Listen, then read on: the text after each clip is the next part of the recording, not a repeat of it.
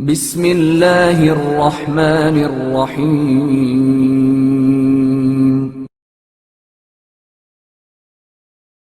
علم کی اہمیت۔ بیان کیا جاتا ہے کہ ملک مصر میں 2 امیرزادے رہتے تھے۔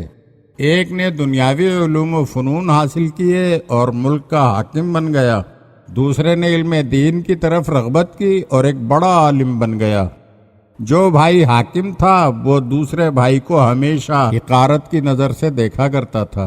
ایک دن ملاقات ہوئی تو کہنے لگا، اگر تو بھی میری پیروی کرتا تو ایسی پست حالت میں نہ ہوتا، مجھے دیکھ کیسے عزت اور شان کا مالک ہوں۔ دوسرا بھائی بولا، اے برادر، یہ تیری غلط فہمی ہے کہ حکومت حاصل کر کے تو زیادہ عزت کا مالک بن گیا ہے۔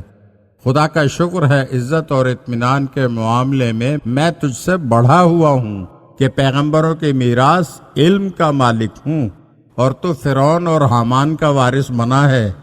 خدا کا شکر لازم ہے کہ اس نے مجھے زنبور کی صورت نہیں دی، وہ چیونٹی ہوں جو خود ہوتی ہے پامال، میں دوں تکلیف یہ قدرت نہیں دی۔ حضرت سعدی نے اس حکایت میں علم کی فضیلت ظاہر کی ہے۔ اگرچہ ایک سطحی نظر والا شخص دولت کو ہر چیز سے افضل خیال کرتا ہے، لیکن حقیقت یہ ہے کہ دولت کی حیثیت ہاتھوں کے میل اور دنیاوی شان و شوکت کی حیثیت ڈھلتی پھرتی چھاؤں سے زیادہ نہیں۔